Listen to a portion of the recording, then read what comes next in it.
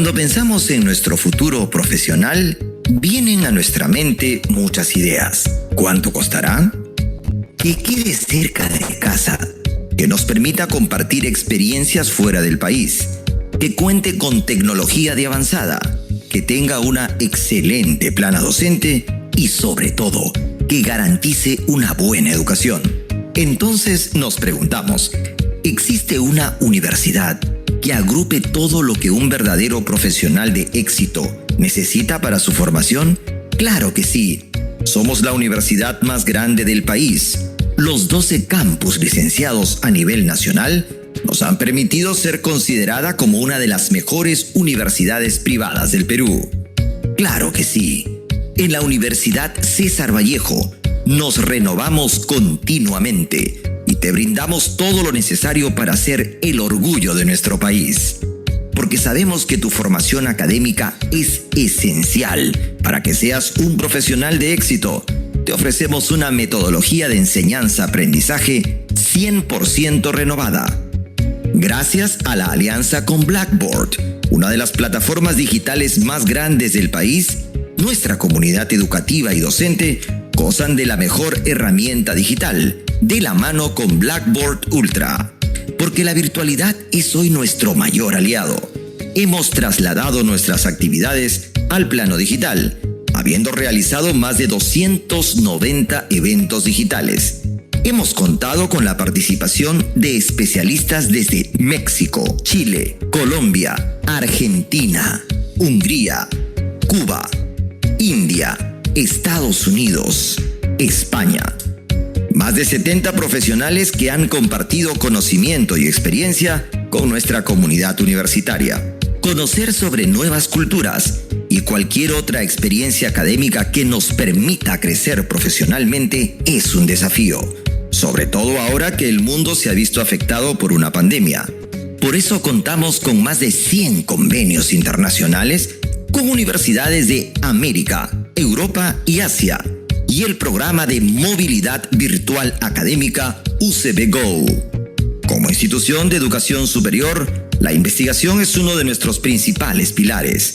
Por eso, somos la primera universidad en aportar más trabajos de investigación en el RENATI, Registro Nacional de Trabajos de Investigación de la SUNEDU, con más de 48,000 trabajos de investigación. Producto de un esfuerzo constante, estamos logrando cumplir nuestros objetivos. Actualmente, contamos con 14 nuevas acreditaciones a los programas académicos, acreditaciones concedidas por Cineace, y nos ubicamos entre las mejores universidades del Perú, según la revista América Economía. Como puedes notar, estamos más comprometidos que nunca con tu educación, con la convicción de seguir trabajando para ti, para darle al Perú y al mundo profesionales de éxito. En honor a ello, nos es grato compartirte una excelente noticia. A nuestros múltiples logros se suma uno nuevo. Hemos obtenido la certificación ISO 9001-2015, un reconocimiento internacional que nos llena una vez más de orgullo y garantiza nuestro sistema de calidad.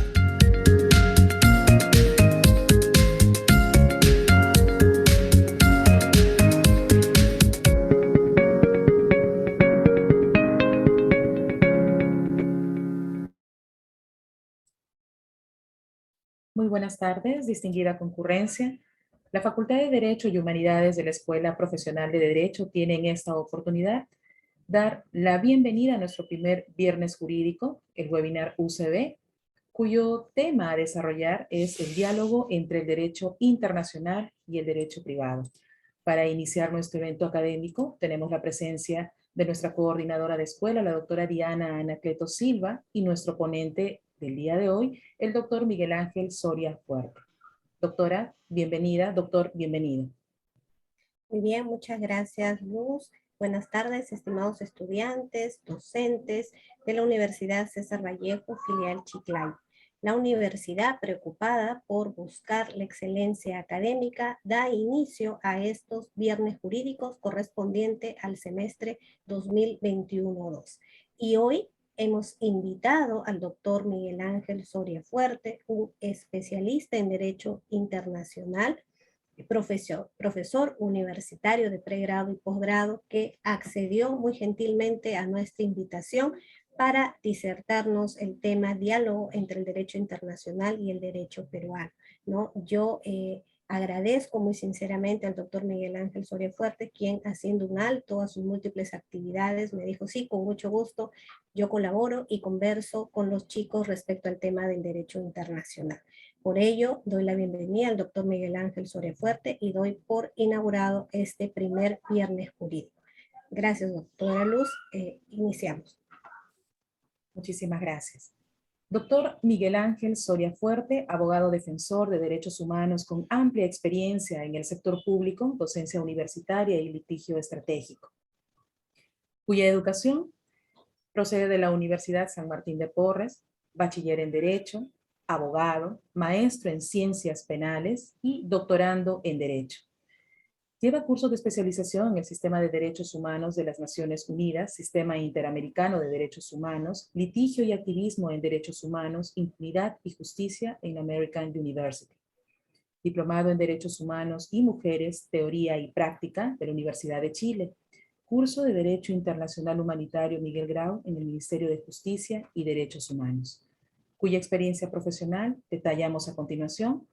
Dentro del Ministerio de Justicia y Derechos Humanos, viceministro de Derechos Humanos y Acceso a la Justicia, jefe de la delegación del Estado peruano ante el Comité para la Eliminación de la Discriminación Racial de las Naciones Unidas, asesor legal del Consejo de Defensa Jurídica del Estado, servicio de elaboración de malla curricular sobre gestión pública y derechos humanos en el Centro de Estudios en Justicia y Derechos Humanos, director de promoción de justicia, perito ante la Corte Interamericana del caso Pota versus Perú, propuesto por Perú, abogado en la Procuraduría Pública Especializada Supranacional, secretario general en el Ministerio de Vivienda, Construcción y Saneamiento. Dentro del Congreso de la República, asesor principal de la segunda vicepresidencia, asesor principal de la Comisión de Inclusión Social y Personas con Discapacidad, asesor de la Comisión de Justicia y Derechos Humanos, como gerente general y socio fundador de Soria Abogados. Tenemos en esta oportunidad, con, las palmas virtuales, recibimos al doctor Miguel Ángel Soria Fuerte. Bienvenido, doctor. Buenas tardes, doctora Aurora Saavedra. Saludo también especialmente a la doctora Diana Anacleto, que ha tenido la gentileza de invitarme a este evento y en realidad gratamente sorprendido porque veo que son más de 600 estudiantes conectados. Es la primera vez que me dirijo a un foro tan amplio, con tantas personas, así que voy a hacer mi máximo esfuerzo por trasladar lo que sea necesario en esta temática que nos convoca el día de hoy para referirme al diálogo que existe entre el derecho internacional y el derecho nacional. Sin antes agradecer también a la institución, a la Universidad César Vallejo, por darme este espacio para dirigirme a todos ustedes, estudiantes, entiendo que son de Chiclayo fundamentalmente, o de Lima, me corregirán las doctoras que nos acompañan, pero gratamente sorprendido, así que espero que después de mi tiempo de exposición, que la voy a ajustar a 40 minutos o 45 minutos, según me indiquen las doctoras que nos acompañan el día de hoy, pueda pasar a las preguntas. Yo tengo el tiempo suficiente, así que si ustedes lo permiten, encantado de absorber todas las preguntas que tengan a bien formular nosotros los estudiantes. Muy bien, entonces creo que ya puedo empezar. Ustedes me dirán, doctora Saavedra, doctora Anacleto. Sí, Claro que doctor. sí, doctor. Perfecto, entonces con su venia voy a compartir una diapositiva que he preparado para la sesión de hoy.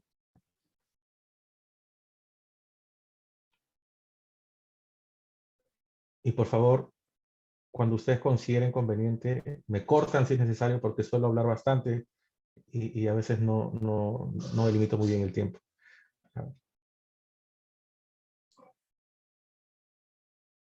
A ver, un momento, no sé por qué no puedo compartir esto.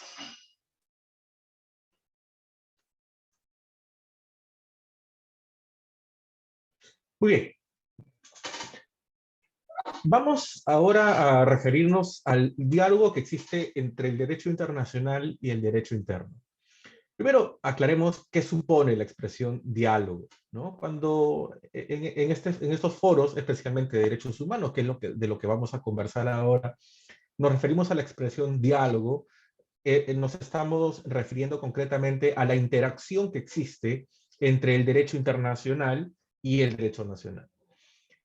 El mensaje que quiero dejarles clarísimo a todos quienes nos acompañan hoy, sé que hay estudiantes de pregrado, algunos egresados, y si hay estudiantes de posgrado, es el siguiente.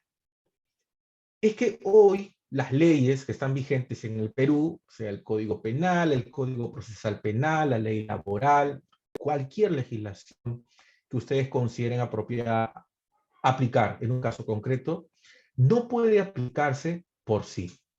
Tienen que tener en consideración necesariamente lo que prevé el derecho internacional de los derechos humanos. El derecho internacional en general y concretamente el derecho internacional de los derechos humanos.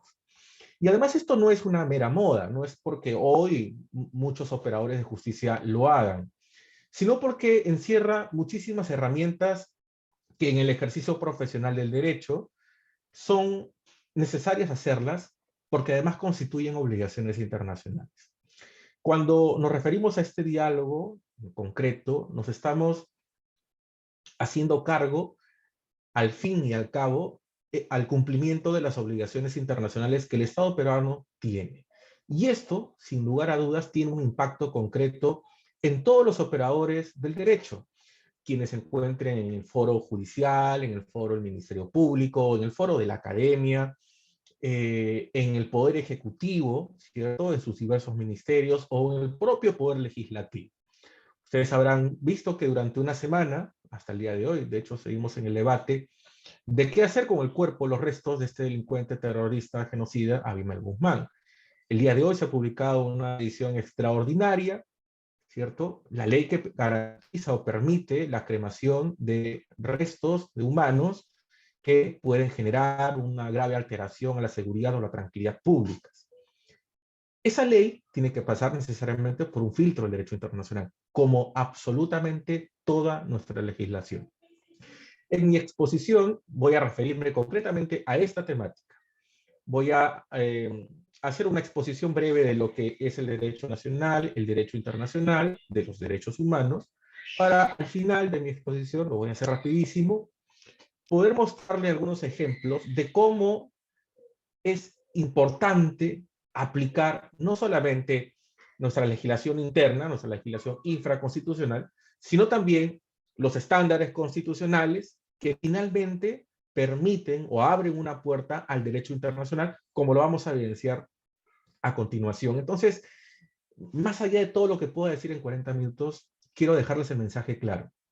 Hoy por hoy no se puede eludir la aplicación del derecho internacional al derecho nacional. Desde el foro en el que se encuentren, como fiscales, como jueces, como notarios, como congresistas de la República, como alcaldes, como regidores, como gobernadores regionales, como ministros, viceministros o directores generales, sea la función que ustedes cumplan en la sociedad, incluso en el ámbito privado, como no, en el litigio, es importante, es imperativo que apliquen el derecho internacional. Esto ya no es alternativo, esto no es porque que sea meramente un asunto de internacionalistas, sino que es una obligación para todos, como lo vamos a ver a continuación. Primero vamos a referirnos a la Constitución Política del Perú bajo sus dos enfoques, un enfoque nacional y un enfoque internacional. Cuando me refiero al enfoque nacional, voy a hacer mención, obviamente, a todas las disposiciones constitucionales que están previstas en nuestra Constitución y que ustedes, sin lugar a dudas, conocen, que lo que al fin y al cabo establecen es la primacía de la Constitución sobre las demás normas. Yo voy a invocar una serie de normas constitucionales que están presentes aquí para tener clarísimo de que en nuestro ordenamiento jurídico interno, la norma suprema, esto es una especie de tautología, pero la norma suprema, la norma máxima de mayor jerarquía, es precisamente la Constitución Política del Perú. Y aquí voy a citarles algunos ejemplos. Por eso es que también ustedes en el fondo ven una pirámide, haciendo referencia a la pirámide de Kelsen, porque Finalmente, lo que existe en el derecho interno es toda una jerarquía de normas que parte desde su cúspide, que es la propia Constitución política. ¿Y qué prevé la Constitución política sobre su supremacía? El artículo 51 establece que, de la Constitución, establece que la Constitución prevalece sobre toda norma legal. La ley sobre todas las normas de inferior jerarquía y así sucesivamente. ¿No? Esta es la conocida pirámide de Kelsen, que las conocemos desde el primer ciclo de nuestras carreras profesionales en el ámbito del derecho. Así que lo que voy a señalar a continuación es básicamente una serie de disposiciones constitucionales que se refieren a la primacía o supremacía de la Constitución. Otro tema, así de la Constitución en la administración de justicia. ¿Qué cosa establece nuestra Constitución sobre el tema? El artículo 138, que ustedes conocen, en todo proceso de existir incompatibilidad entre una norma constitucional y una norma legal, los jueces prefieren la primera, es decir, la Constitución. Igualmente, prefieren la norma legal sobre toda norma de rango inferior. Ustedes recordarán que esta disposición constitucional se refiere al poder que tienen los jueces de realizar un control de constitucionalidad. El control difuso, ¿cierto? Porque saben que el control concentrado lo tiene privativamente el Tribunal Constitucional, pero este artículo 138, en el párrafo que ustedes están leyendo, se refiere al control difuso que tienen todos los jueces de la República y en todas sus jerarquías, ¿no? Y así se sigue insistiendo en la jerarquización de normas en la que se debe preferir una norma legal por sobre las normas infralegales. Sigo citando ejemplos sobre la primacía de la Constitución ya en otras esferas. Sobre, por ejemplo, las limitaciones y responsabilidades en el ejercicio del poder público, en el que ustedes van a encontrar a la Constitución política como un parámetro de medición. ¿Qué prevé el artículo 45 de nuestra Constitución? El poder del Estado emana del pueblo. Quienes lo ejercen lo hacen con las limitaciones y responsabilidades que la Constitución y las leyes establecen. Finalmente, la Constitución política en la cúspide de nuestra pirámide normativa y luego serán las leyes, evidentemente, en esa pirámide como segundo orden en este marco constitucional. Sigue siendo la Constitución, como norma suprema, un parámetro de control o de medición de el ejercicio del poder público, ¿no? Todo aquello que realizan nuestros congresistas, el presidente de la República, los ministros de Estado, viceministros, secretarios generales, directores generales, alcaldes, gobernadores, etc. Otra disposición sobre el tema del que venimos conversando, la responsabilidad de ministros. Nuevamente, el parámetro de la Constitución. Artículo 128, en uno de sus extremos. Todos los ministros son solidariamente responsables por los actos delictivos o violatorios de la Constitución o de las leyes en que incurra el presidente de la República o que se acuerden en consejo, aunque salven su voto, a no ser que renuncien inmediatamente. Aquí se trata, evidentemente, de una forma de atribución de responsabilidad política o incluso delictiva para los ministros, ¿no? En caso sus actos sean lesivos de la Constitución o de las leyes. Y aquí la única salvedad que tienen los ministros, evidentemente, es renunciar inmediatamente para rescatar esa responsabilidad penal o política en la que pueden incurrir. Pero nuevamente, me interesa que ustedes tengan en consideración que la Constitución política del Perú, aquí es la infracción a la Constitución, es un parámetro para establecer responsabilidades en funcionarios de alta dirección como son precisamente los ministros de Estado. Vamos ahora a otra disposición. Nuevamente reiterando la Constitución política del Perú como parámetro de medición. Y nos vamos a referir a los tratados ejecutivos y a la reforma constitucional. El artículo 57 prevé lo siguiente: cuando el tratado afecte disposiciones constitucionales, debe ser aprobado por el mismo procedimiento que rige la reforma de la Constitución, antes de ser ratificado por el presidente de la República. Esto tiene sentido, ¿cierto? Porque como ustedes saben, toda reforma constitucional necesariamente tiene que pasar por el Congreso de la República. En todos los casos, ¿no? En todos los casos, cualquier reforma a la Constitución tiene que pasar por el procedimiento legislativo de reforma constitucional por el Congreso de la República. Y bajo ese principio, evidentemente, si existe un tratado, sea de derechos humanos, cualquiera fuera la materia, y si es que este tratado afecta a disposiciones constitucionales, tiene que ser aprobado por el mismo procedimiento que rige para la reforma constitucional. Eso tiene muchísimo sentido en el sistema normativo de nuestra Constitución política. Sigo avanzando en esto porque lo importante en realidad viene después. Deberes con la patria es un artículo que ustedes sin duda conocen. El artículo 38 de la Constitución prevé que todos los peruanos tienen el deber de honrar al Perú, por ello son nacionales de Perú, es un vínculo político jurídico, la nacionalidad, y de proteger los intereses nacionales, así como de respetar, cumplir y defender la Constitución. Nuevamente, la supremacía de la Constitución y el orden jurídico de la nación. Eso supone las leyes y todas las normas infralegales. Sigo insistiendo con la primacía de la Constitución como parámetro de control, como parámetro de las actuaciones de todos, al interior del Estado y fuera de este. ¿Qué cosa es lo que sucede con un gobierno usurpador? ¿Cuál es el parámetro además para considerar quién o qué supone un gobierno usurpador? El artículo 46 establece que nadie debe obediencia a un gobierno usurpador ni a quienes asumen funciones públicas en violación de la Constitución y de las leyes.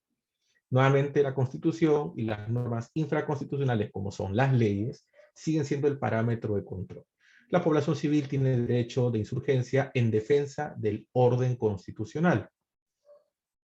Nuevamente, el parámetro de cumplimiento de todos los actos será la Constitución o el orden constitucional.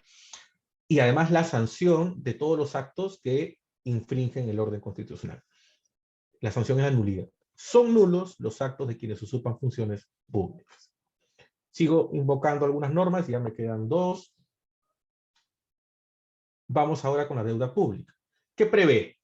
El artículo 75. El Estado solo garantiza el pago de deuda pública contraída por gobiernos constitucionales de acuerdo con la Constitución y la ley. Es decir, si hay un gobierno usurpador que obtiene deuda pública, bajo este artículo 75 de la Constitución, el Estado no garantiza el pago de esa deuda, ¿no? Sigue siendo el parámetro de la Constitución la medición de absolutamente todo lo que pase en nuestra jurisdicción. Y por último, nos vamos a una cláusula constitucional conocida por todos ustedes, referida a los derechos constitucionales y a los números apertus en el reconocimiento de derechos. El artículo 3, que es el artículo que sigue el artículo 2, en donde se reconoce todo un catálogo de derechos fundamentales, ¿cierto? Prevé que la enumeración de los derechos establecidos en este capítulo, que se refiere a los derechos fundamentales, no excluye los demás derechos que la Constitución garantiza, ni otros de naturaleza análoga o que se fundan en la dignidad del hombre o los principios de soberanía del pueblo, del Estado democrático de derecho y de la forma republicana de gobierno. Si hay un artículo al que también hay que prestarle mucha atención en nuestra Constitución política referida a derechos, es precisamente el artículo 3 de la Constitución. Miren ustedes la amplitud de cómo es que los derechos humanos se pueden, o los derechos fundamentales, se pueden reconocer. ¿Y cuáles son esos? Aquellos otros derechos que la Constitución garantiza, el 139 de la Constitución, por ejemplo. Y otros que tengan naturaleza análoga, pero además tienen amplitudes. Y otros derechos que se fundan en la dignidad del ser humano. En el contexto de la pandemia, ustedes pueden encontrar una serie de situaciones, como por ejemplo, la inhumación de restos de personas que fallecieron por COVID, la falta de reconocimiento de identidad de personas que fallecieron por COVID antes de inhumarlas o de cremarlas, que ha generado una lesión a los derechos de miles de familias en el Perú, que se refiere al duelo patológico porque no pueden cerrar el duelo. O sea, imaginen ustedes la cantidad de derechos que fluye de la dignidad. Hoy por hoy, la educación virtual es fundamentalmente un derecho. Y si no tenemos una conectividad apropiada al Internet que sea universal, es decir, a nivel nacional, esto evidentemente es ilusorio. Hay una serie de derechos que pueden fluir de la dignidad y eso se traducen en la práctica o se hacen concretos o se concretan en la práctica en función del tiempo o dificultades que el ser humano viva en sociedad. Así que esta es una herramienta fundamental para el reconocimiento de derechos que se refiere a aquellos derechos que fluyen o nacen de la dignidad del ser humano, el hombre, como textualmente dice la Constitución. De los principios de soberanía del pueblo, del Estado democrático de derecho y la forma republicana de gobierno. Más allá de que estén a favor o en contra del colectivo que después de la campaña presidencial reclamaba fraude, ¿cierto? En el fondo, lo que ellos reclamaban era un recurso para que el Jurado Nacional de Elecciones revisara, ¿cierto? Ciertas denuncias que ellos consideraban que eran arbitrarias, eran irregulares, etc. Finalmente, más allá que tengan o no tengan razón, que compartamos o no que compartamos con ese pedido, ese derecho de petición en un contexto de contienda electoral en el que los plazos son muy cortos, podría significar, por ejemplo, que tal vez en las circunstancias se reconozca un recurso así de expedito para revisar eventualmente irregularidades que acontezcan en un proceso electoral, ¿no? Así que hay muchísimo que explorar en este artículo 3 de la Constitución. Pero hay algo adicional, y cierro esa sección de las disposiciones de la Constitución que nos hacen referencia a una serie de disposiciones de la propia Constitución, que nuevamente reitero, esto no es nada nuevo, que reconoce la primacía o supremacía de la Constitución en todo nuestro ordenamiento jurídico. Ahora vamos a la otra cara de la moneda. ¿Cómo es que se ve la Constitución política o nuestra Constitución política desde el derecho internacional? Y es aquí donde precisamente empezamos a ver el diálogo, la interacción entre el derecho nacional y el derecho internacional. ¿Cómo se ve nuestra Constitución desde el derecho internacional? Bueno, veamos primero el control de convencionalidad constitucional. Ustedes saben que desde la Corte Interamericana, aproximadamente en el año 2005, la Corte Interamericana de Derechos Humanos instituyó una especie de control parecido al control constitucional, pero la diferencia era que el parámetro no era la Constitución de los Estados, sino la Convención Americana sobre Derechos Humanos y otros tratados que vinculen al Estado en cuestión. Pero si bien es cierto que el control de convencionalidad nace más o menos en el 2005 en la jurisprudencia de la Corte Interamericana, esto no era nada nuevo para el Perú, porque en nuestra Constitución ya se reconocía una especie de control de convencionalidad constitucional. ¿Y cómo es que ubicamos esto? Porque si revisamos la cuarta disposición final y transitoria de la Constitución, encontraremos que los derechos fundamentales reconocidos en la Constitución, artículo 2, 3 y todos los demás previstos en ella, tienen que ser interpretados, como ordena esta cuarta disposición final y transitoria, de conformidad con la Declaración Universal de Derechos Humanos y todos los tratados de los cuales el Estado peruano sea parte. Es decir, la propia Constitución política del Perú le abre la puerta al derecho internacional. Ahí empieza la interacción entre el derecho nacional y el derecho internacional general y el derecho internacional de los derechos humanos concretamente. Pero ¿nuestro ordenamiento jurídico se queda solamente en la cuarta disposición final y transitoria? No. Recientemente, que se aprobó el nuevo Código Procesal Constitucional, en el artículo 8º del título preliminar, que se refiere a la interpretación de los derechos humanos y tratados internacionales, ¿cierto?, aprobado por la ley 31.307, se establece precisamente lo mismo que está en la cuarta disposición final y transitoria, pero la amplía, ¿cierto? No se restringe solo a la Declaración Universal de Derechos Humanos ni a los tratados sobre derechos humanos de los cuales el Perú es parte, sino que amplía a la jurisprudencia de los tribunales internacionales cuya jurisdicción haya sido aceptada por el Estado peruano. Y aquí hablamos básicamente de dos tribunales internacionales. Uno, sin lugar a dudas, es la de la Corte Internacional de Justicia.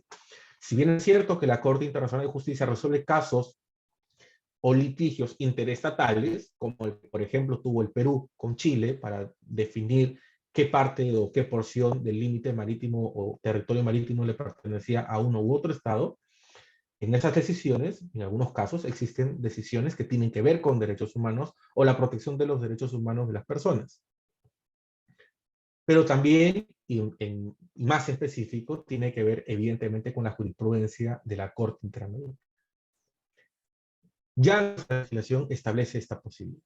Y además es interesante tener en cuenta que este artículo 8 del título preliminar se complementa con lo que prevé el artículo 9 de este mismo nuevo Código Procesal Constitucional, el artículo 9 del título preliminar. Y aquí este artículo se pone en el supuesto de qué sucede si existe una especie de conflicto, ¿cierto?, entre una norma constitucional y una norma de derecho internacional. ¿Qué cosa es lo que dice este artículo 9 del título preliminar?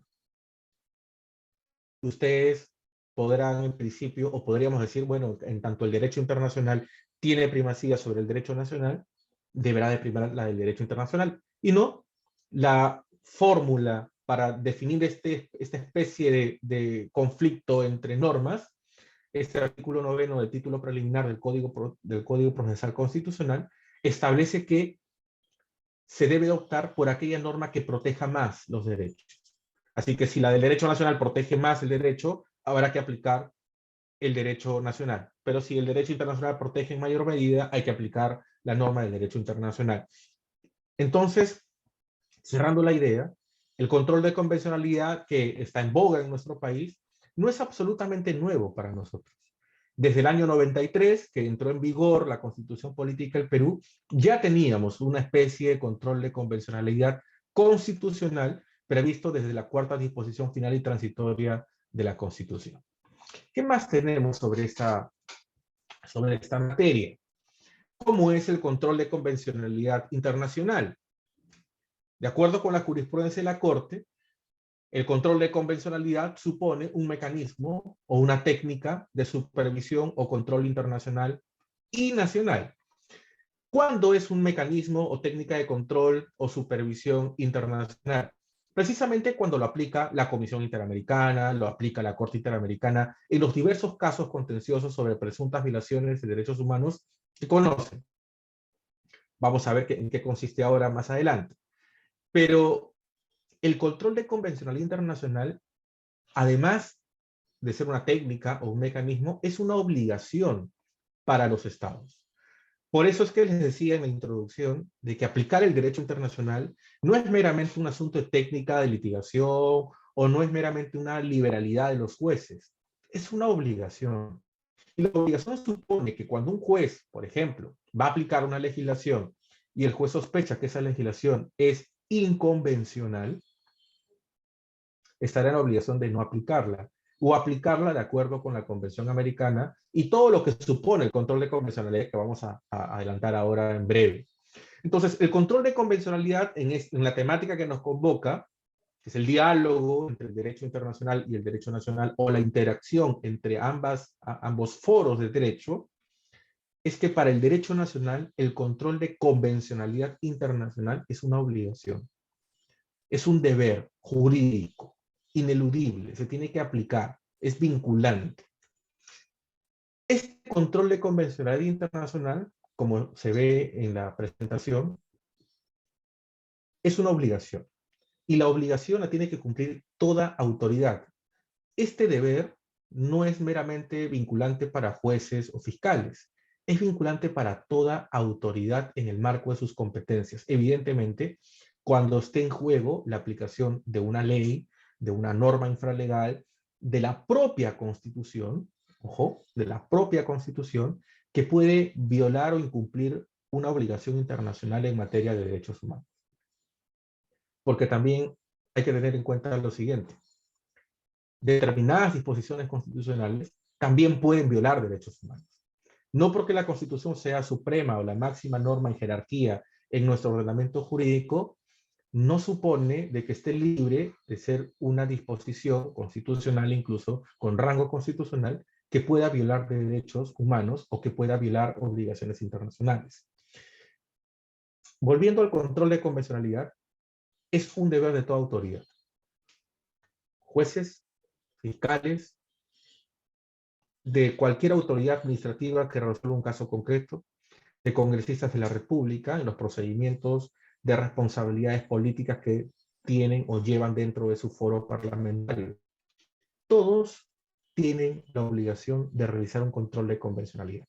Allá donde existe una sospecha o una denuncia de que una norma nacional, sea la Constitución, sea la ley o sean normas infralegales, toda autoridad, de acuerdo o en el marco de sus competencias, está obligado a realizar este control de convencionalidad. Además, es una obligación ex oficio. Estas autoridades no deberán de esperar a que exista un rogatorio o una petición para que se puedan pronunciar sobre si determinada norma jurídica de cualquier jerarquía es o no inconvencional o es convencional. Lo deberán de hacer de oficio, si es que consideran que en el caso concreto la aplicación de toda norma jurídica es o no inconvencional, si existe al menos una sospecha. Este examen de compatibilidad entre el derecho interno y el derecho internacional de los derechos humanos tiene como parámetro, precisamente, parámetro inicial, a la Convención Americana sobre Derechos Humanos. Es un tratado de carácter regional que aplica para todos los estados que son parte en este tratado sobre derechos humanos y que conforman o integran o son estados miembros de la OEA. El Perú es uno de ellos, así que ineludiblemente en el Perú tenemos que tomar como parámetro de control a la Convención Americana sobre Derechos Humanos. ¿Solamente el tratado? No. También se tiene que tomar en consideración la jurisprudencia de la Corte Interamericana de Derechos Humanos. Y como ustedes pudieron advertir en el artículo 8º del título preliminar del nuevo Código Procesal Constitucional, esto es concordante, porque ese artículo establece que la interpretación de los derechos tiene que realizarse de acuerdo con lo que señale la jurisprudencia de los tribunales internacionales cuya jurisdicción el Perú haya aceptado. Y lo mismo se establece en el derecho internacional. El parámetro de control es el Tratado sobre Derechos Humanos, Convención Americana sobre Derechos Humanos, porque el Perú es estado parte en ese tratado y por tanto está obligado. Pero el tratado no dice mucho porque está expuesto o digamos, sus disposiciones están previstas en abstracto.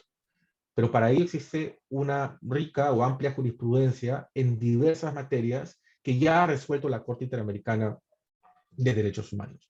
Tanto en jurisprudencia contenciosa, sobre casos contenciosos, en donde se ha discutido si respecto de una persona o grupo de personas ha existido una violación de derechos humanos, ¿cierto? Eso es en casos contenciosos, pero también se debe aplicar la jurisprudencia consultiva, es decir, aquellas decisiones en las que la Corte Interamericana haya expedido sentencias opinando sobre las consultas que los estados o la Comisión Interamericana haya planteado en determinadas circunstancias. Así que existe un amplio margen, ¿cierto?, para aplicar el derecho internacional al derecho nacional. ¿Esto es difícil? Es difícil. ¿Es complicado? Sí es complicado, pero no es imposible. Hoy existen muchísimas herramientas, desde la Corte Interamericana, por ejemplo, que ya publica cuadernillos, en donde sintetiza la jurisprudencia, su amplia jurisprudencia, en diversas materias. Así que hay que empezar a hacer el ejercicio. Sea a lo que ustedes se dediquen o se vayan a dedicar, hay que hacer el ejercicio de aplicar necesariamente el derecho internacional a cualquier cosa que hagamos en el derecho nacional. Es la mejor forma, por ejemplo, si ustedes litigan o van a litigar, de, por ejemplo, garantizar un recurso de apelación, un recurso de casación, porque recordarán ustedes que la única autoridad que tiene la obligación de explicar cada uno de sus pasos, a diferencia del presidente de la República, de los ministros, de los congresistas de la República, de los alcaldes o gobernadores regionales, son los jueces. Los jueces son las únicas autoridades que están obligados a explicar cada uno de sus pasos. Y como contracara a ello, todo ciudadano tiene derecho a cuestionar precisamente sus sentencias, tanto desde la población, desde la sociedad en general, como quienes participan directamente en el caso mediante una apelación o un recurso impugnatorio, sea ordinario o extraordinario. Pero aquí tienen ustedes para el ejercicio profesional, sea lo que se dediquen, sean tributaristas, sean se dediquen al derecho corporativo. Cualquier especialidad que ejerzan ustedes en el futuro o en el presente, tienen necesariamente que pasarlo por el filtro de los derechos humanos. Es una herramienta para lo que ustedes hagan. Así que los invoco a hacer. Paso ahora a algunos ejemplos en el que hay que necesariamente pasar un control de convencionalidad. Y les decía hace un momento, una especie de cambio de paradigma. A veces nos puede parecer impensable que la Constitución pueda violar derechos humanos. Y sin embargo, no es así, porque de hecho ya en la jurisprudencia de la Corte Interamericana hubo un caso en el que el Estado de Chile fue declarado responsable internacionalmente porque tenía una disposición en su Constitución que establecía la censura previa para determinadas obras, que dejaba un amplio margen de discrecionalidad a una autoridad creada por la Constitución mediante un artículo de la Constitución y que violaba la libertad de expresión porque preveía la censura previa. Así que no es imposible que una disposición constitucional pueda violar derechos humanos o sea incompatible con el derecho internacional. ¿El Perú es ajeno a esto? No. El artículo 140 de nuestra Constitución, por ejemplo, sigue siendo incompatible con el artículo 4 de la Convención Americana referido a la aplicación de la pena de muerte. En tanto, no es una norma autoaplicable, ¿cierto? Digamos, no genera muchas preocupaciones, pero sigue siendo una disposición constitucional incompatible con el derecho internacional. Y aquí yo les pongo a la lista el artículo 39A de la Constitución Política. Es una modificación reciente de nuestra Constitución que establece lo siguiente: están impedidas de ejercer la función pública mediante designación en cargos de confianza las personas sobre quienes recaiga una sentencia condenatoria emitida en primera instancia en calidad de cómplices por la comisión de delito doloso. Miren, muchas normas pasan por una especie de populismo. Uno podría pensar, y el mensaje político fue este: nosotros como Estado peruano luchamos contra la corrupción, ¿cierto? Nosotros como Estado peruano preferimos que no exista ninguna persona con condena en el ejercicio de cargos públicos. Muy bien. Sin embargo, aun cuando ese sea un buen mensaje, y es un mensaje interesante, importante e imperativo, eso no puede significar la violación de derechos. Y ustedes en el fondo de esta disposición constitucional comprenderán que cuando una persona es condenada en primera instancia, ¿cierto? En realidad está condenada en primera instancia, pero tiene derecho todavía a defender su inocencia. Y en la práctica, muchas personas en segunda instancia son absueltas pese a tener una condena en primera instancia.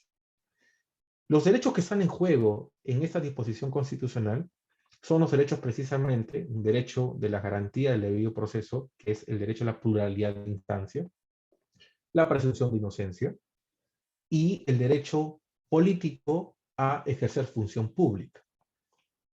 Que una disposición constitucional le prive del ejercicio de un derecho político a una persona que tiene una condena en primera instancia, aun cuando sea un buen mensaje político, eso es otra discusión, eso es motivo de la ciencia política.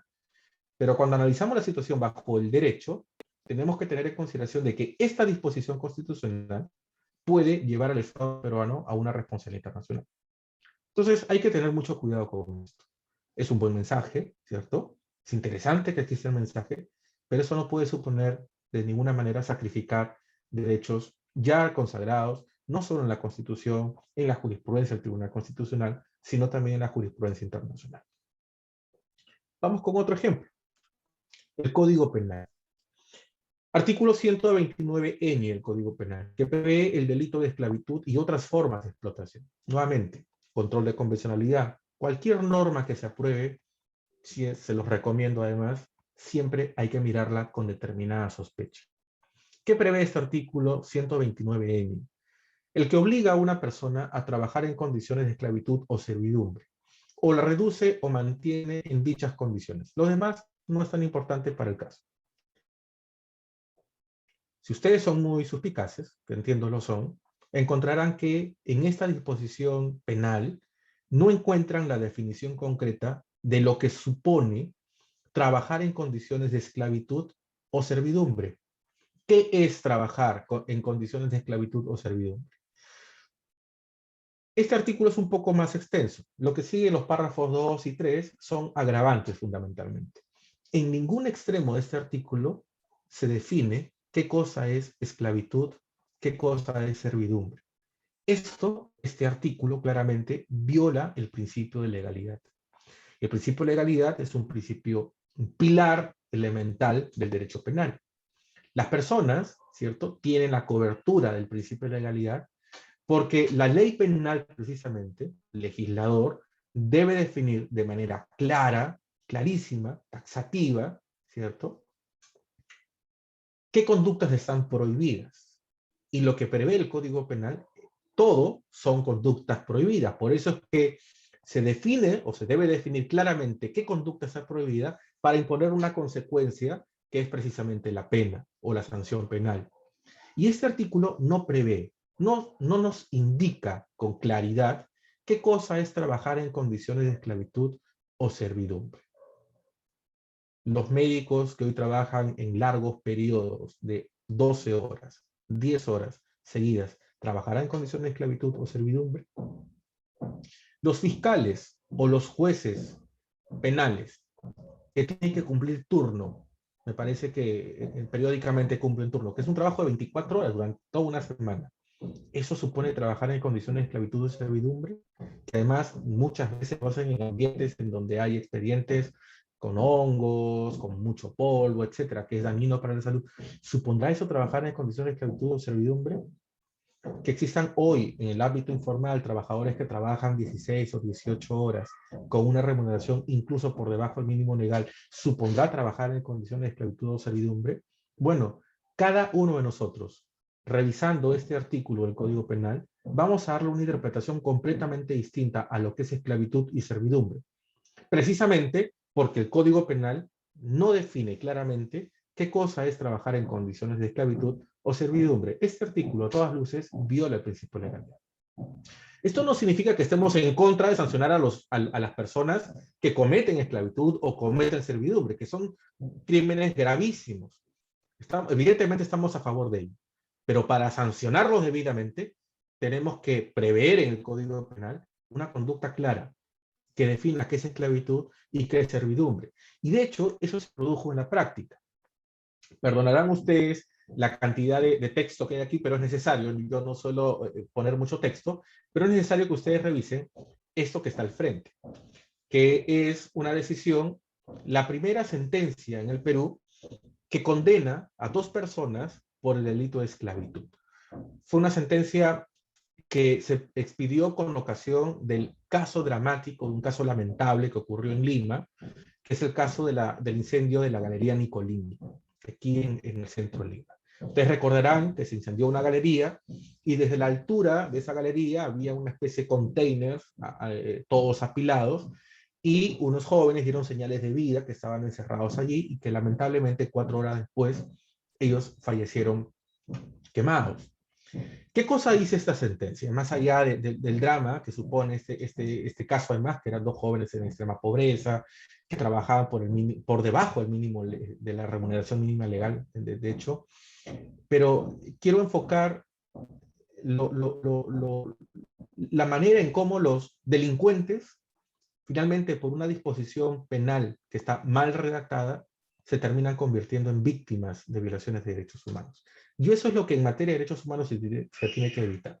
Entonces, esta sentencia expedida por el 46º Juzgado Penal de Lima, está ahí el número de expediente, dice lo siguiente, permítanme leerlo por favor, y las doctoras me indicarán cómo voy con el tiempo. El comportamiento de los acusados de haber captado a los agraviados para que realicen labores de cambio de las marcas de los fluorescentes, aprovechándose de las necesidades y situación económica de los agraviados, algunos de ellos con hijos menores que alimentar, es que se vieron obligados a aceptar las condiciones de trabajo que les ofrecieron los acusados. Eran 2. De estar encerrados desde las 9 de la mañana hasta las 7 de la noche, 10 horas, sin poder salir, y si lo hacían, solamente era para recoger sus alimentos y hacer sus necesidades, quedando encerrados en un ambiente pequeño, sin luz, ni servicios higiénicos, Dicha conducta, miren ustedes, aquí está lo arbitrario, lo violatorio del principio de legalidad.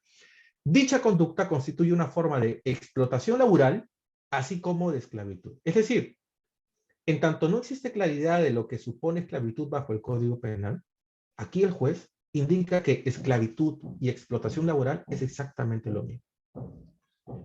Entonces, si desde la ley se viola el principio de legalidad en el subprincipio de ley cierta,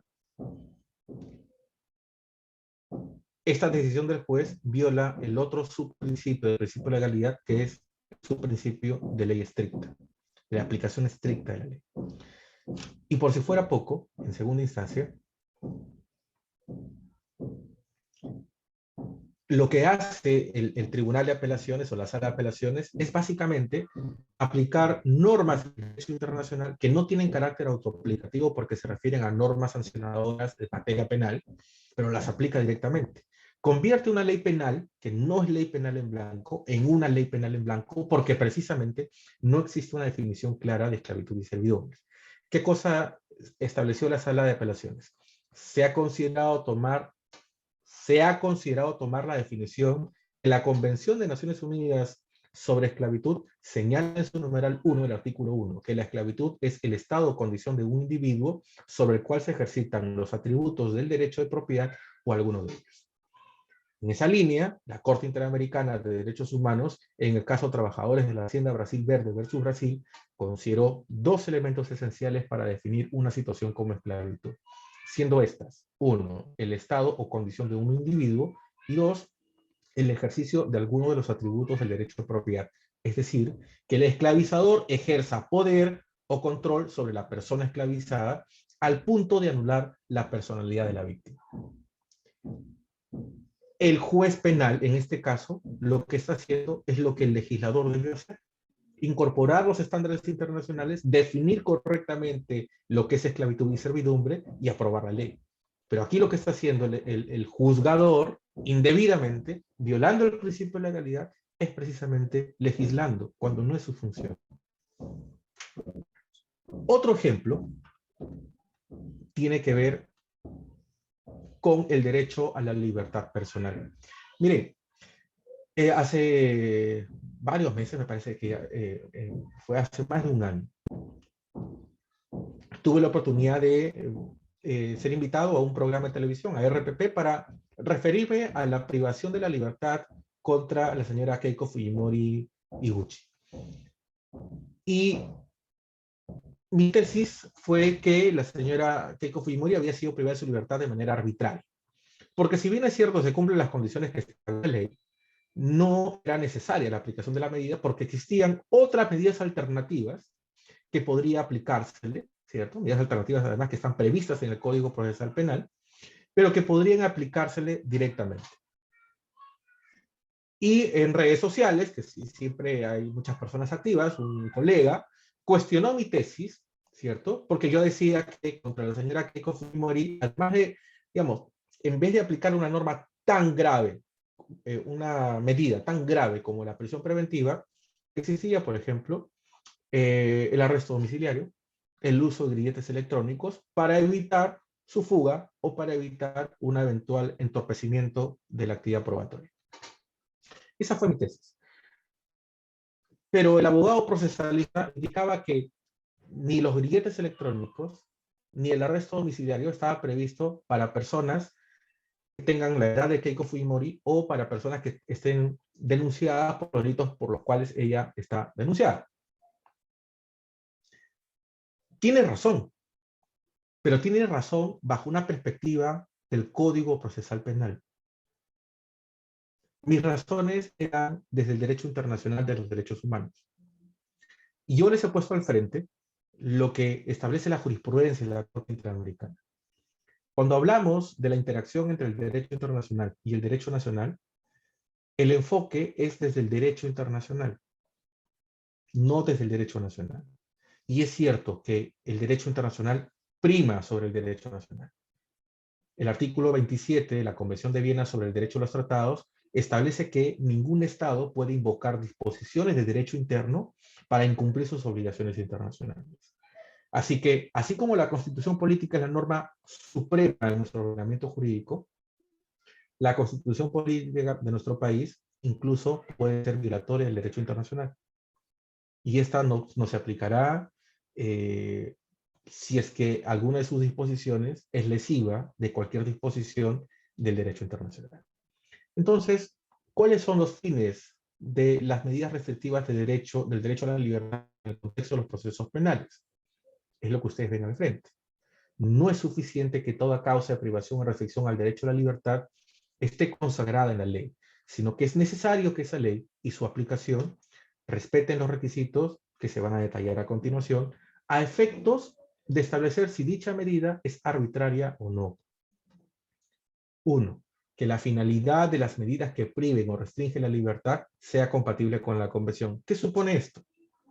Hay que señalar que la Corte ha reconocido lo siguiente: los fines legítimos para asegurar que el acusado no impedirá el desarrollo del procedimiento ni eludirá la acción de la justicia. Es decir, solo se puede aplicar una medida restrictiva de la libertad en el contexto de un proceso penal, como la prisión preventiva, si es que en el caso concreto se demuestra que esa persona copulativamente, ojo, copulativamente, eludirá la acción de la justicia, es decir, fugará, existe un peligro de fuga, o entorpecerá la actividad probatoria, es decir, un peligro de obstrucción bajo nuestro ordenamiento jurídico procesal penal. Nuestro Código Procesal Penal establece que cualquiera de ellas se puede cumplir en el caso concreto, y basta que se cumpla una de ellas y es posible aplicar una prisión preventiva. Sin embargo, el derecho internacional, en la jurisprudencia de la Corte Interamericana, en el caso Chaparro Álvarez y Lapo Íñiguez versus Ecuador, la condición es que sean ambas, que sean copulativas. Y nuevamente, en un caso concreto, aplicando el control de convencionalidad, puedo exigir al juez que va a revisar una solicitud de prisión preventiva que considere ese estándar. Muy pocas veces invocado en el Perú. Se los digo con mucha honestidad desde mi ejercicio profesional de abogado litigante. Pero hay que hacerlo. Nuevamente reitero, la única autoridad que está obligada a responder o a justificar o a fundamentar cada uno de sus pasos en sus decisiones son precisamente los jueces. Y al juez le puedo decir, aplica control de convencionalidad sobre ese tema. Usted me dirá, doctora Anacleto, ¿cómo va el tiempo? Ya, 5 minutos porque está bastante interesante y pasamos a las preguntas. Genial. Ya estoy casi por terminar, de hecho, creo que esta es la última diapositiva. Gracias. Y seguimos. Que las medidas adoptadas sean idóneas para cumplir el fin perseguido. Esto es el principio de proporcionalidad, ustedes lo conocen, ¿no? El primer subprincipio del principio de proporcionalidad es la idoneidad. Segundo, y esta es la parte importantísima, que sean necesarias, en el sentido de que sean absolutamente indispensables para conseguir el fin deseado y que no exista una medida menos gravosa respecto al derecho intervenido entre todas aquellas que cuentan con la misma idoneidad para alcanzar el objetivo propuesto. Por esta razón, el tribunal ha señalado que el derecho a la libertad personal supone que toda limitación a este deba ser excepcional. Y precisamente el estándar que mencionamos hace un momento, es decir, que en caso concreto que se demuestre objetivamente que sobre una persona a la que eventualmente se le va a una prisión preventiva, se le deba de demostrar que incurre tanto en el peligro de fuga como en el peligro de obstrucción. Por eso es que la prisión preventiva bajo el derecho internacional es estrictamente excepcional, no es la regla. Por ello que el derecho internacional establece estas garantías así de reforzadas, porque para ello existen otras medidas alternativas menos lesivas, menos restrictivas del derecho, menos gravosas, como el impedimento de salida del país, el arresto domiciliario. Comprenderán que una persona preferiría estar privada de su libertad en su domicilio antes que en un penal en el Perú. Los grilletes electrónicos, que permitirán al Estado monitorear si es que esa persona se junta o se reúne con otra con la que no debe de reunirse, o si sale del radio de la que está permitida estar, o no salir, ¿no? Entonces, este segundo subprincipio que se refiere al de necesidad, ojo, no está restringido a lo que establezca el derecho nacional. El estándar es, si existen otras medidas en el derecho nacional que sean menos gravosas, ¿cierto? Hay que aplicarlas. Por ello es que cuando hablamos de esta interrelación o este diálogo entre el derecho internacional y el derecho nacional, el enfoque no es desde el Código Procesal Penal, el enfoque es desde el derecho internacional.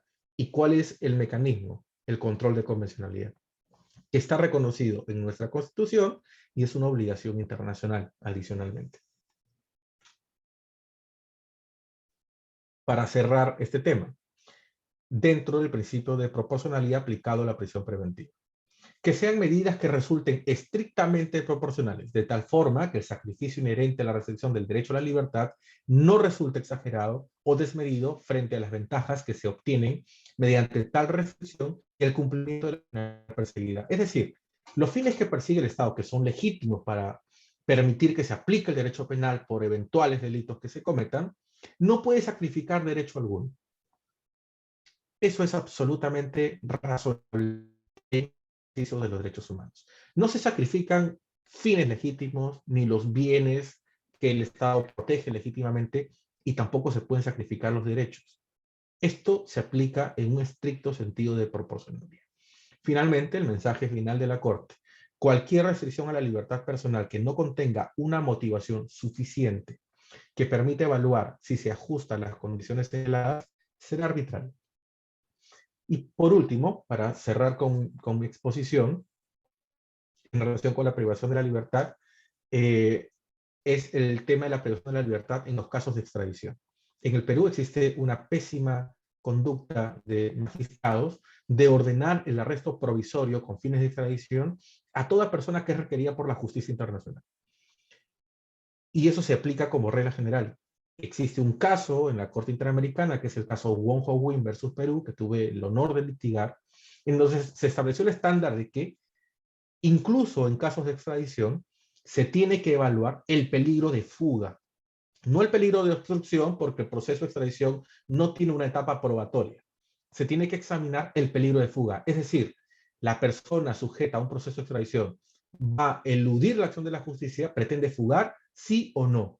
La aplicación del arresto provisorio con fin de extradición no se puede aplicar como regla y se tiene que examinar o demostrar en el caso concreto si esa persona pretende fugar o no, para evitar precisamente el proceso de extradición. Así que con esto cierro mi exposición sin antes reiterarles. Es importante que en el ejercicio profesional del derecho se dediquen a lo que se dediquen, no pueden perder de vista, esto es obligatorio, esto es lo que tienen que hacer. Además, en el ejercicio profesional hoy es prácticamente un diferencial. Es muy fácil litigar con nuestras normas jurídicas de derecho interno, es muy sencillo, eso ya lo conocemos. Pero el diferencial, aquello que los va a distinguir de los miles de abogados que somos a nivel nacional, es precisamente aplicar el derecho nacional de acuerdo con el derecho internacional. Así que yo los insto a tomar esto como una práctica usual en el ejercicio de la profesión, en el desarrollo de sus trabajos académicos, y tener presente que ya es una obligación aplicar el derecho internacional al derecho nacional. Con esto cierro mi exposición y agradezco a la doctora Anacleto por la invitación y atento a todas sus preguntas. Muchas gracias. Muy bien, doctor Miguel Ángel Soria, ha sido un gusto escuchar su ponencia tan clara y paso a las preguntas correspondientes. Dice, desde su experiencia, ¿cómo ve la comunidad internacional al Perú en cumplimiento de los derechos humanos? Es una pregunta bastante complicada. El Perú es un país difícil. En general, el Estado peruano tiene una política de cumplimiento de sus obligaciones internacionales. Por eso es que el Estado peruano, de alguna manera, ha estado de moda en la comunidad internacional, ha podido celebrar tratados bilaterales de TLCs con China, con Estados Unidos. Hoy es un candidato que propugna ingresar a esta especie de asociación de estados poderosos, que es la OCDE, una organización internacional de estados desarrollados, ¿no? ¿Y por qué el Perú siquiera tiene esa posibilidad? Porque es un estado que suele ser muy responsable con el cumplimiento de sus obligaciones internacionales. El gran problema es que ese cumplimiento de sus obligaciones internacionales lo revisa generalmente cuando ya la violación de derechos humanos se ha cometido, ¿no? Entonces, existe una política muy buena del Estado peruano, ¿cierto? Que se dirige desde Cancillería, desde el Ministerio de Justicia y Derechos Humanos, de cumplir con sus obligaciones internacionales. Hay una buena reputación del Estado peruano en esa materia que ojalá no se vea dañada y que sea, como lo es hasta el día de hoy, una política de Estado, ¿no? Existe una buena reputación. Eso no significa de que los derechos humanos se violen en el Perú diariamente, ¿no? Ustedes que están en Chiclayo, por ejemplo, conocerán el distrito de Pacora.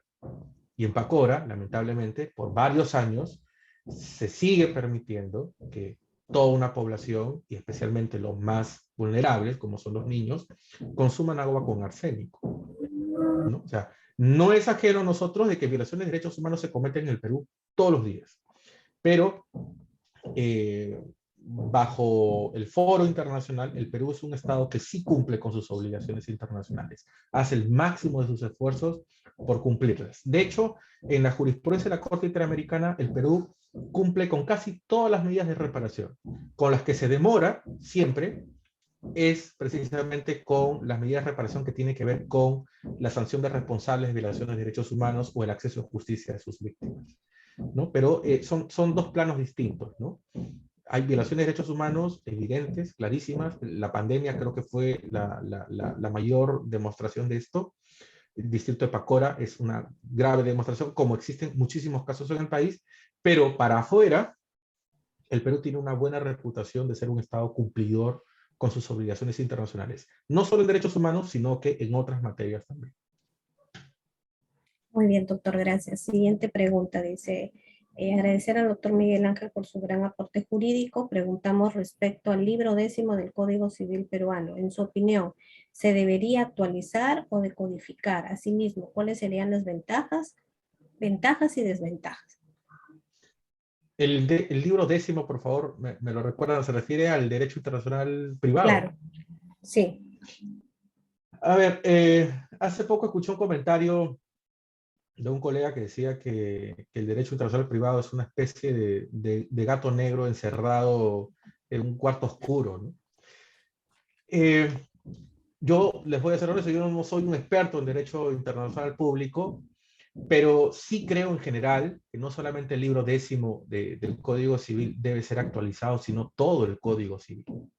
Todo el Código Civil. Yo siempre he visto que, por ejemplo, en temas de derechos reales, existe un gran problema. Creo que una de las especialidades que tiene que ayornarse, digamos, actualizarse, modernizarse, es precisamente el derecho civil. El derecho civil y el derecho procesal civil. Recordemos que el Código Civil, si mal no recuerdo, es del año 84 del siglo pasado. Y han sucedido muchísimas cosas en el mundo, en nuestro país, y hay muchas situaciones como, por ejemplo, a nivel de propiedad. Yo para sacar a un ocupante precario de mi propiedad, que me ha costado miles de soles, años de esfuerzo, hablo en general, no un caso propio, tengo que litigar el caso por 5 años, 6 años, 7 años, 8 años, y ese ocupante precario puede vivir en mi propiedad toda esa cantidad de años, incluso sin pagarme absolutamente nada. Yo creo que hay mucho que hacer en el Código Civil en general, y sin lugar a dudas, en el libro 10º también creo que tiene que actualizar, ¿no? Para que, en todo caso, las normas del derecho interno puedan aplicarse muy sencillo o muy fácil en otras latitudes, ¿no? Yo creo que sí. Sí, en general sí. No le puedo dar una respuesta muy especializada porque yo no soy un experto en derecho internacional privado, así que lamento esa limitación. Doctor, otra pregunta, dice, escuchamos en su hoja de vida que es perito ante la Corte Interamericana. ¿Qué rol cumple un perito? Gracias. Bueno, los peritos generalmente son convocados para dar opiniones técnicas, ¿cierto? Opiniones especializadas en los procesos internacionales sobre derechos humanos. Yo no es que sea permanentemente perito, yo fui convocado como perito para un caso concreto para realizar un estudio específico sobre estándares internacionales en materia de tortura y otros tratos o penas crueles, inhumanos o degradantes, en un caso específico que fue el caso J contra Perú. A mí me convocó el Estado peruano para participar como perito propuesto por el Estado peruano. Pero el rol que cumplen los peritos es precisamente abordar de manera especializada una temática para que cualquiera de las partes, ¿cierto?, sea la Comisión Interamericana, los representantes de las presuntas víctimas o el propio Estado, presenten esa información especializada para que finalmente sea valorada por la Corte Interamericana al momento de resolver. Eso es lo que es el rol que cumple un perito en un proceso internacional. Muy bien, tenemos muchas preguntas, estoy seleccionando. Encantado, encantado, encantado. ¿Cuáles, dice, en materia de derechos humanos, los derechos de las minorías en el Perú son altamente vulnerados hasta la actualidad? ¿Cuál es el paso que debe tomar el Perú para evitarlo y quién debe hacerlo? Bueno, en una democracia, pues, generalmente las minorías son poco visibilizadas, ¿no? Miren ustedes el caso de los pueblos indígenas. Los pueblos indígenas tienen derecho a la consulta previa, tienen derecho a vivir, ¿no?, en un medio ambiente sano, equilibrado, como todos, pero básicamente los pueblos indígenas tienen ese derecho porque habitan precisamente en lugares en donde el medio ambiente es uno de los pilares de su subsistencia. Muchas veces no es comprendido también, no son comprendidos porque tienen una perspectiva, una visión distinta a la de nosotros, que tenemos una visión más occidental de las cosas, más individualista, a diferencia de los pueblos indígenas que tienen una visión más colectiva del mundo, ¿no? Ellos tienen un concepto de propiedad comunal, a diferencia de nosotros que tenemos un concepto de propiedad privada. Creo que mucho de estas situaciones depende de los representantes, ¿no? El Congreso de la República, los ministros, que es una política de Estado efectiva, además, que se cumpla. Existen muchos planes sobre derechos humanos, pero el gran problema es la poca efectividad de los planes. Unas minorías que no se ve, por ejemplo, es el caso de las personas en extrema pobreza. El Perú no es un país que mayoritariamente tenga personas en extrema pobreza. Siguen representando una minoría. Pero lamentablemente, al no tener una agenda propia de derechos humanos en nuestro país, si ustedes se dan cuenta, muchas veces las agendas sobre derechos en el Perú no son visibles. Estamos hablando de derechos humanos en función de determinadas personalidades o en función de escándalos políticos, como por ejemplo, estamos toda una semana viendo si se incinera o no se incinera el cuerpo de ese terrorista Bionel Guzmán.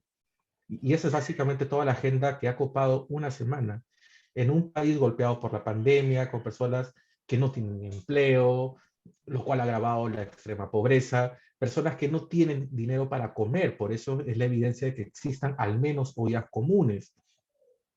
Y personas que no tienen que comer suponen niños con más nutrición y anemia. Y tener niños con anemia supone seres humanos perdidos en el futuro, porque no se van a poder desarrollar.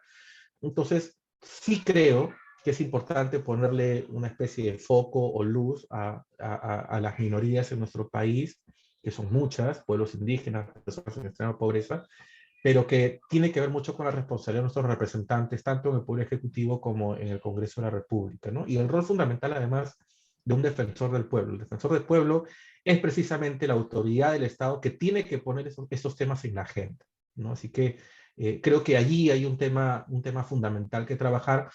Y sin perjuicio de nuestras autoridades, creo que los estudiantes de Derecho, muy ligados al estudio de los derechos, y además con esta voluntad, con esta juventud, creo que son asuntos que deberían de poner en la agenda. Creo que los estudiantes universitarios, y en especial los estudiantes de Derecho, tienen que ser más activos en esto. No todo se acaba en la cátedra, no todo se acaba aquí en el Zoom, sino que hay que ser mucho más activos en estos temas. Sus autoridades ahora son más fáciles de contactarlos, son más fáciles de interpelarlos por el Twitter, respetuosamente, ¿no? Por Facebook, ¿no? Es mucho más fácil. Ahora no tiene que venir hasta Lima, se ingresa una solicitud por mesa de partes virtual y lo van a revisar y lo revisan. Para eso tienen asesores que constantemente están atentos a esto. Así que creo que la universidad, los estudiantes de Derecho especialmente, tienen que tomar un rol más activo en estas situaciones. No solo estudiarlo en la academia. Escuché en la introducción de esta charla que la Universidad César Vallejo es la que presenta como universidad un gran número de investigaciones. Así que creo que en el Perú, en materia de derechos, existe tanto que investigar y creo que aportarían mucho más a su universidad, pero especialmente mucho más al Perú si es que asumieran un rol más proactivo en ese tema, ¿no? Así que yo agradezco esa pregunta que me permite dar ese mensaje y los invoco a eso. Somos 700 personas aquí en la sala y creo que el rol más activo de los estudiantes universitarios es fundamental para que nuestra democracia se fortalezca y para que precisamente no exista esa diferencia en qué hacemos con los derechos de las minorías o qué hacemos con los derechos de las mayorías. En realidad los derechos son iguales para todos y todos tendrían que ejercer sus derechos en pie de igualdad. Muy bien, doctor. Un par de preguntas más, ¿no? Dice, muy interesante su exposición, muchas gracias. ¿Qué libro nos recomendaría para seguir ahondando en estos temas tan interesantes? Miren, antes que recomendarles un libro en específico, yo les recomiendo leer la jurisprudencia de la Corte Interamericana y la del Tribunal Europeo. Si hay algo en temas muy novedosos que en el Perú no se discute o eventualmente se va a discutir, esos temas raros, nuevos, lo van a encontrar en la jurisprudencia del Tribunal Europeo. Pero sí les recomiendo con mucho entusiasmo revisar la jurisprudencia de la Corte Interamericana. ¿Por qué? Porque a diferencia de las sentencias que nosotros podemos leer en el Perú, están redactadas de la manera más clara posible. Van a encontrar muchos precedentes citados de casos pasados, van a encontrar eventualmente doctrina, pero es la mejor manera de aprender el derecho internacional aplicado a casos concretos. Así que, si me piden libros, hay un libro espectacular que es el libro de Manuel Díez de Velasco para estudiar el derecho internacional público. Es un mamotreto, pero es muy bueno. Yo les recomiendo empezar por ahí. Pero sí los insto con mucho entusiasmo a revisar la casuística, ¿no? La casuística última, incluso la Corte Interamericana, les va a dar un panorama de cómo el derecho es útil para abordar cuestiones muy específicas de violaciones de derechos humanos en el día a día.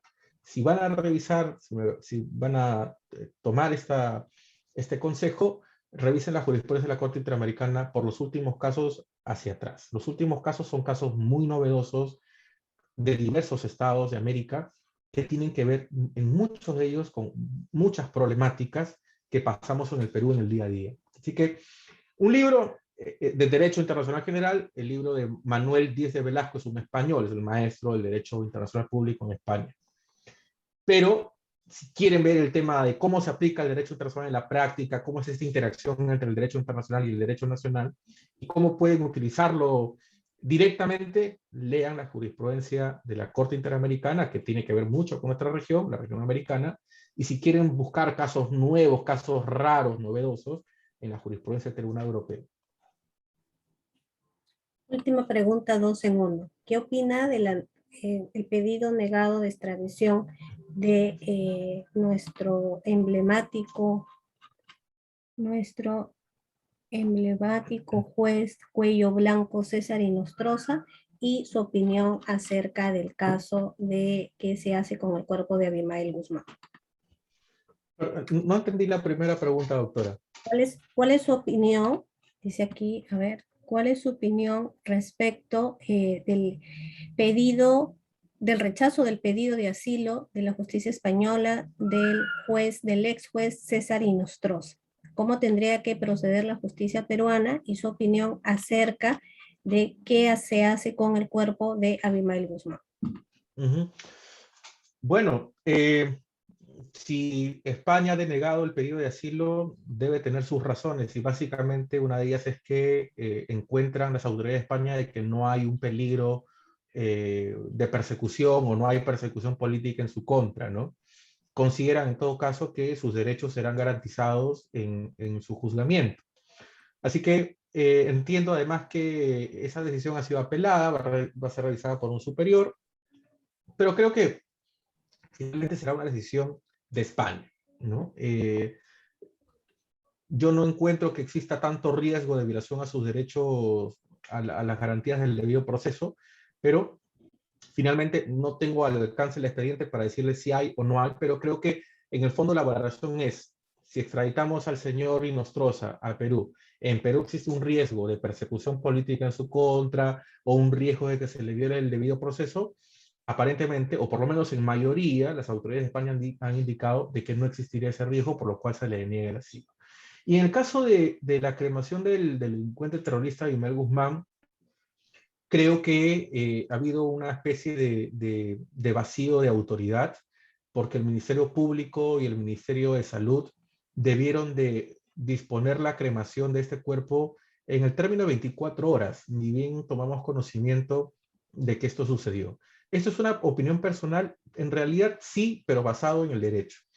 Creo que las autoridades en el Perú, el Poder Ejecutivo, concretamente el Ministro de Salud, o un director del Ministerio de Salud, no aplicó una disposición que está vigente en el reglamento de la Ley de Cementerios y Servicios Funerarios, que es el artículo 59. El artículo 59 de este reglamento establece que la autoridad sanitaria dispone la incineración del cuerpo si es que puede constituir un peligro para la colectividad. Y algunos de ustedes podrán decir, sí, pero eso se refiere a tema de salud. No, el primer supuesto de salud es el anterior, que está en ese mismo artículo 59. La cláusula reglamentaria en este artículo es así de amplia. Si el cuerpo de esa persona supone o puede suponer un peligro para la colectividad, la autoridad sanitaria dispone la incineración. Y este artículo reglamentario es compatible con el derecho internacional. El derecho a la libertad de conciencia y de religión, como todo derecho en general, es un derecho que admite restricciones. Y una de las restricciones para limitar el derecho de conciencia y religión en el derecho internacional, Pacto Internacional de Derechos Civiles y Políticos, Convención Americana sobre Derechos Humanos, es, entre otros, la seguridad y tranquilidad públicas y también el derecho de los demás. El hecho de que hayamos estado dando vueltas con este muerto durante toda una semana significa, ¿no?, para las víctimas del terrorismo, significa una violación de sus derechos a la integridad moral por el sufrimiento o la integridad psíquica.